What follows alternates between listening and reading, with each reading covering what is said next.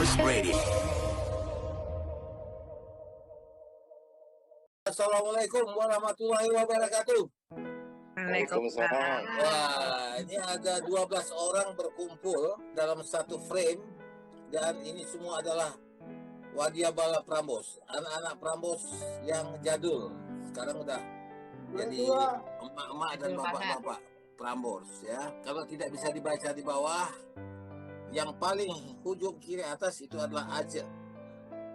Ya, dia penyiar. Kemudian ada di sebelah aku tuh ada Tita. Tita, how are you? Hi, thank you. You look fine. Kemudian ada Tina Salim, penyiar kita bahasa Jepang dulu. Kemudian ini Ibu Dokter Kurniati Tanjung. Dok, I'm not fine.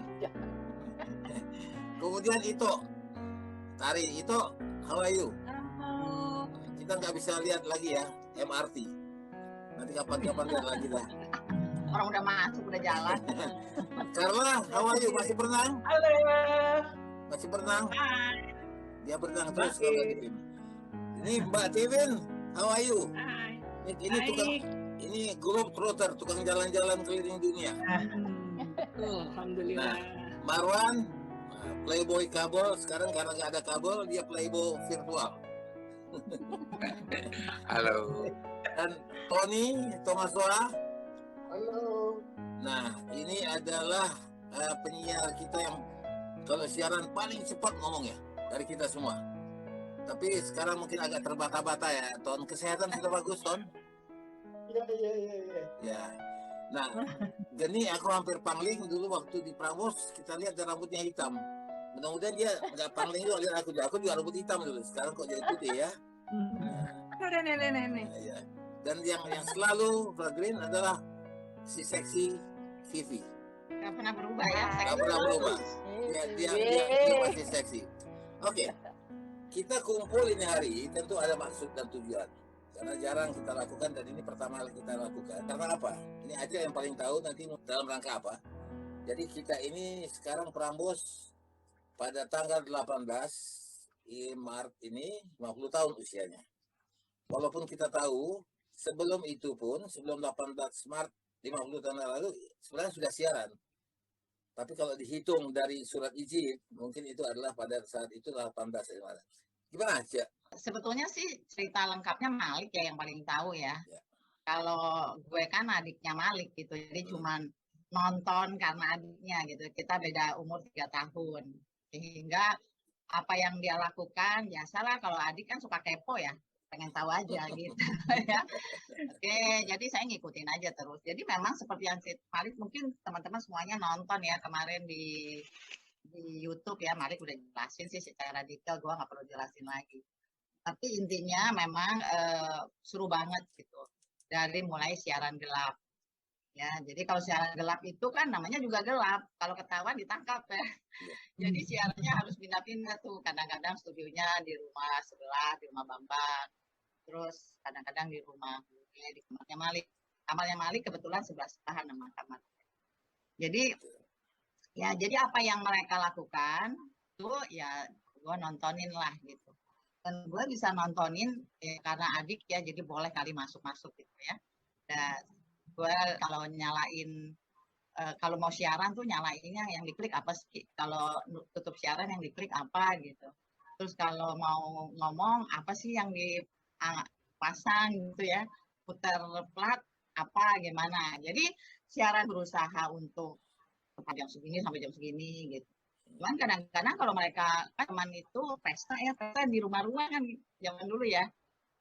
Pesta di rumahnya si ini, kalau ulang tahun boleh saya ini. Jadi kalau malam minggu kan biasanya mereka nggak siaran tuh. Justru kalau jamnya pesta mereka nggak ada yang mau siaran. Jadi siarannya berhenti. Pokoknya siaran sesuka-suka mereka lah gitu. Nah saya kebetulan mainnya ya sama adiknya Imran, ada sama adiknya, jadi adik-adik lah sama adiknya Oni, Yoni Toto ya. Jadi malam minggu itu mereka semua ngumpul di rumah, terus gue bilang, kita siaran yuk, mumpung nggak ada tuh si kakak-kakak. Gitu, emang bisa nih kayaknya yuk kita masuk yuk kamarnya Malik. Udah gue masuk kamarnya Malik, kan udah tahu kita coba-coba kan rame-rame ini, jadi segala coba rame-rame kita klik, bisa lo nyala. Terus ini akhirnya siaran ngaco-ngaco gitu, putar lagu berapa, pakai ngomong-ngomong gitu ya. Udah, tapi lama-lama takut juga ya, berapa lagu akhirnya kita mati. Udah pikirnya udah aman lah, seru ya ternyata siaran kayak gitu. Cuma nontonin aja selama itu. 2 hari kemudian dimarahin abis loh, ternyata nggak seberapa ya, nggak nyampe nih, otaknya masih bocah, nggak nyampe bahwa ternyata didengar sama teman-temannya kakak-kakak kan, teman-temannya Malik, ini lapor lah, telepon atau apa, itu siapa tuh siaran ngaco apa segala. Jadi kayak pret lah gue sama Malik. Kepret, tahu nggak sih kepret? Kupingnya keren, tahu tuh kepret ya. Itu sih pengalaman yang nggak pernah gue lupa ya. Sampai dengan gue siaran tuh, gue siaran itu mungkin nggak seperti Hari ya atau Tony, kalau nggak salah kan, kalau pas Hari gabung di Prambors itu kan pakai Iya.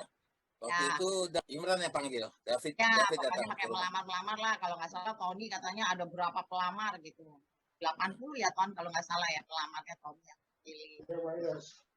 Nah, kalau zaman baru-barunya sih, siapa yang gaul tuh ya kita ikut siaran gitu, kayak Itok gaul ya siaran, Carla gaul ya siaran, Nia gaul, Vivi gaul siaran gitu. Pokoknya siapa yang gaul di sana ya ikut siaran. Ya. Jadi dengan kata lain ya, Cik, pada saat itu tidak ada sekolah latihan jadi penyiar. Enggak ada. Sekarang kan di mana-mana banyak tuh. Nah, iya. Kita semuanya alami, kayak trying and error lah, try and error. Ya kalau bagus jalan terus. Nah, iya. Kalau jago bahasa Jepang, siaran bahasa Jepang, kayak Tina. Iya, gitu, betul. Ya. Gitu, jadi karena Aceh udah menyinggung tadi, jadi waktu aku gabung di Prambors, sebenarnya kan aku di Medan tuh, ada radio di Medan. Kemudian kebetulan pindah ke Jakarta, masuk ke El Sinta. Waktu masuk di El Sinta itu gua gerah, karena teman siaranku itu emak-emak yang di atas gua jauh, misalnya ibunya Gugun Gondrong, Kuning Sukabagio, kemudian Mbak Ratna Suyoso, itu temanku. Gua bilang, mana belum kawin, masa gua cari pacar di situ, cari pacar maunya di Prambors. Udah, kemudian gua kontak David nggak tahu ngomong bagaimana. Oh, David ya. Nah, tentu David, karena kita sama-sama dari Medan kan. Terus dia nggak tahu ngomong apa. Tahu dia datang ke rumah, ke tempat gua kos di Benteng, gua lagi pulang ke Medan, dia tulis nih, Hari segera datang ditunggu Imran. Loh, aku nggak pulang-pulang, udah berapa hari nggak baca, karena ada tulisan Moino. Nah, begitu datang langsung datang, terus dia bilang, Imran bilang, udah di sini aja. Gua bilang, sebagai apa? Penyiar. Tapi lu ketemu sama Oni dulu katanya. Ini lucu nih, ketemu Oni. Oke, ketemu Oni lah. Ini barangkali satu cerita yang harus kita garis bawahi. Oni bertanya, kenapa mau masuk Prambors? Dia bilang, iya saya mau memperdalam ilmu siaran untuk bisa siaran, bisa berkomunikasi. Sangat normatif jawaban gua. Terus gua di-stuck sama Oni. Dia bilang, kayaknya kamu itu cuma mau ping and top deh, katanya masuk Prambors. Gua bilang, gila nih. Nah, kita masih normatif. Enggak lah, saya nggak bikin top. Saya nggak mau jadi top, nggak apa-apa. Ini balas lagi. Lu tahu katanya, lu kalau nggak top, gua nggak pakai. Kalau lu top baru gua pakai. Ngapain gua pakai orang biasa? Oke, lu masuk. Coba sebulan bisa top nggak acaranya? Gua bilang. Jadi kita malu sendiri. Yang pada dasarnya kan, ya ada rasa kepingin dikenal orang lah pada saat itu. Jadi top. Mungkin kita sama semua. Siapa yang punya pengalaman lagi yang lain? Kita. Pengalamannya ceritanya tadinya dia bareng. Kita teman gue kuliah. Iya. Teman gue kuliah, jadi sohib lah kuliah. Jadi ya ikut main lah ke Prambors seperti yang gue bilang. Siapa yang main ikut siaran. Iya benar. Kita udah ikut siaran dona-dona kita berdua. Cerita. Coba cerita dong. Seperti Malik cerita kemarin ya, Is. Iya. Kan kemarin Malik bilang bahwa radio itu kedekatannya ngalahin orang tua. Gitu. Radio itu lebih didengar daripada anak, lebih dengar radio daripada dengar orang tua. Bahkan radio itu lebih dekat daripada pacar. Kalau pacar katanya habis ngapel kan harus pulang kan. Begitu Iya. dia udah pulang, dengerinnya radio gitu. Iya. Nah, jadi ya mungkin kita menemukan orang yang mengidolakan kita tuh. Enggak juga, berdua lah, Aceh juga. Jadi ceritanya kita lagi siaran tuh suka dapat surat-surat gitu kan, semua surat kita bacain.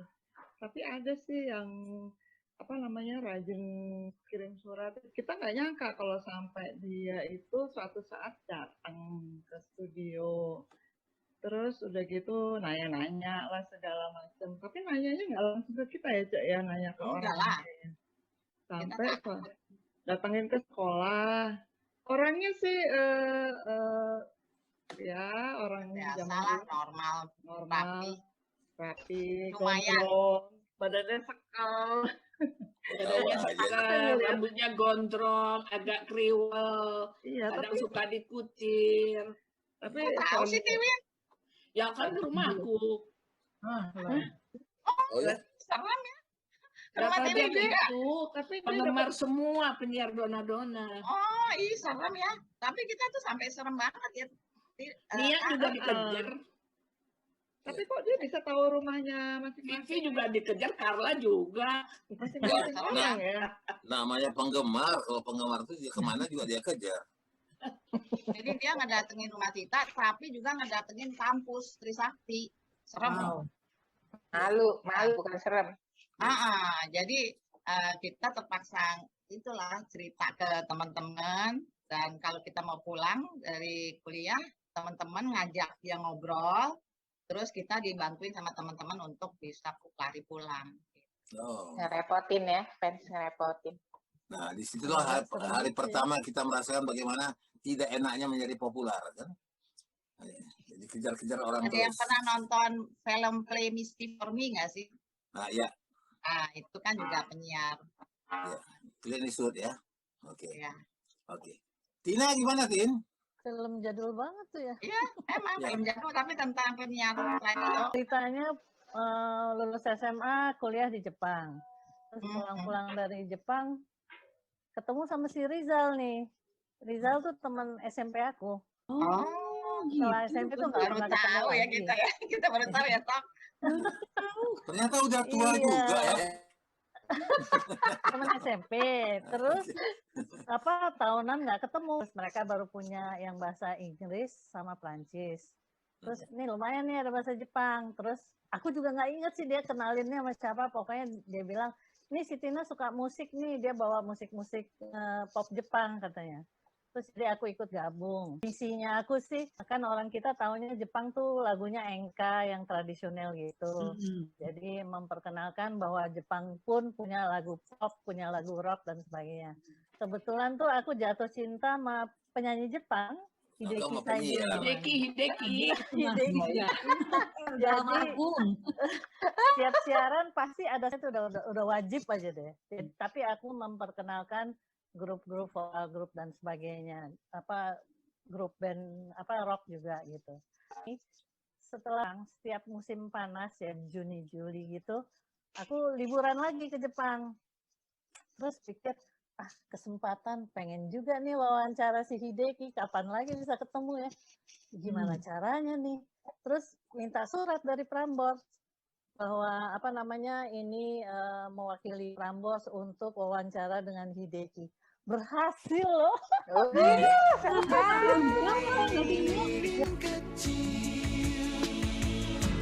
Sanggupkah kau mengganti? Sanggupkah kau memberi seberkas cahaya? Sanggupkah engkau lilin kecil? Sanggupkah kau berpijak? Prambors Radio.